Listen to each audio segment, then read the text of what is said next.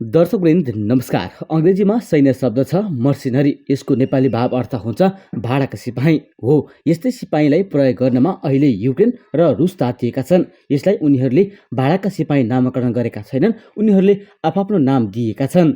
युक्रेनले दिएको नाम छ international Legion of territorial defence of Ukraine. यसको नेपाली भाव अर्थ युक्रेनको भूगोल रक्षा गर्ने अन्तर्राष्ट्रिय सेना भन्ने हुन्छ। युरोपेली सङ्घले सदस्यता नलिएको र नाटोले रुससँग प्रत्यक्ष भिड्न नमानेपछि युक्रेनले जुक्ति लगाएर भाडाका सिपाहीहरू भर्नाको योजना सार्वजनिक गरेको हो।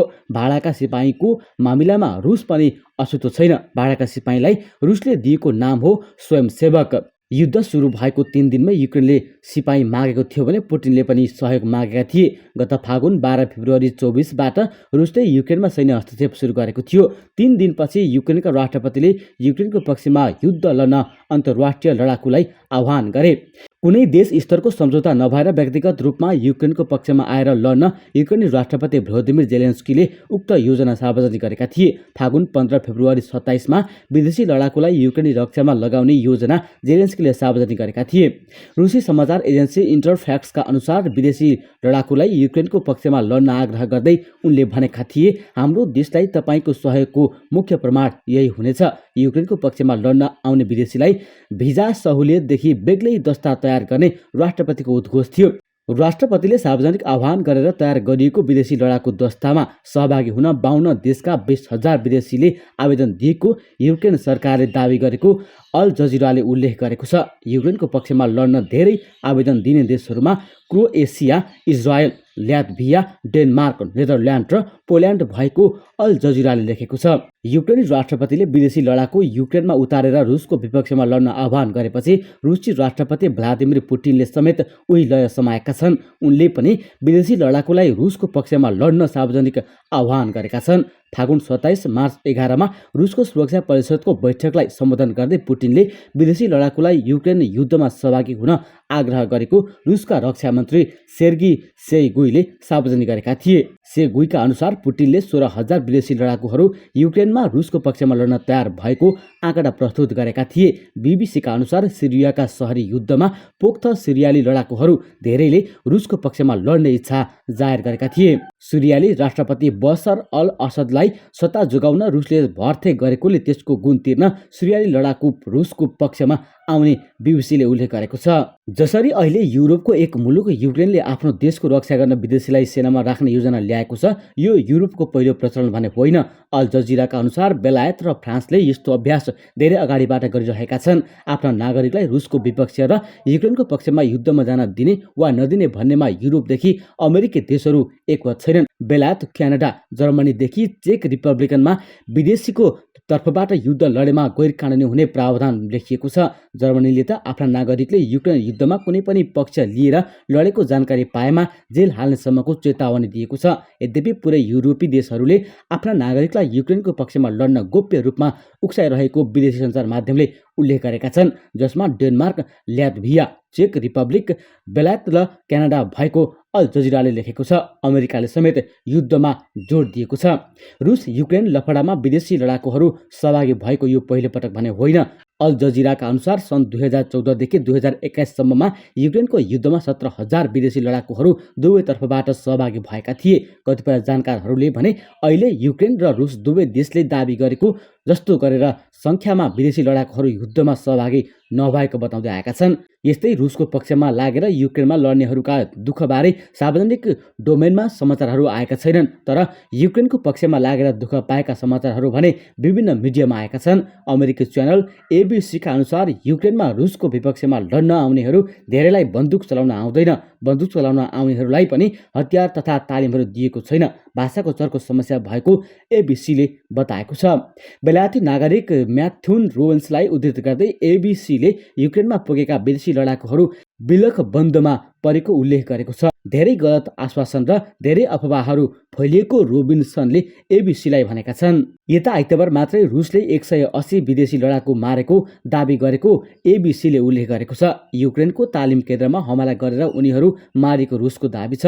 रुसी रक्षा मन्त्रालयका प्रवक्ता मेजर जनरल इगोर कोनासेकोभले रुस विरुद्ध लड्ने विदेशी लडाकुलाई कुनै दया नदेखाइने बताएका छन्। रुसी सैनिकहरूले विदेशी लडाकुको चालामाला हेरिरहेको र पुनः हमला गर्ने चेतावनी दिएको एबिसीले उल्लेख गरेको छ।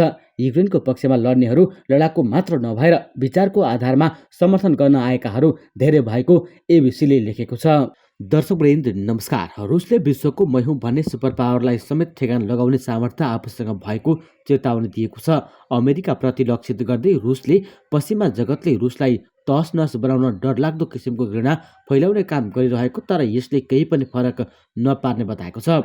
सन् 2008 देखि 2012 सम्ममा रुसको राष्ट्रपति रहेका तथा हाल रुसको सुरक्षा परिषदको उपसचिव दिमित्री मेदभेदले भनेका छन्, अमेरिकाले रुसलाई घुँडा टेकाउने प्रयास स्वरूप रुस विरोधी भावना फैलाउने घृणित काम गरिरहेको छ।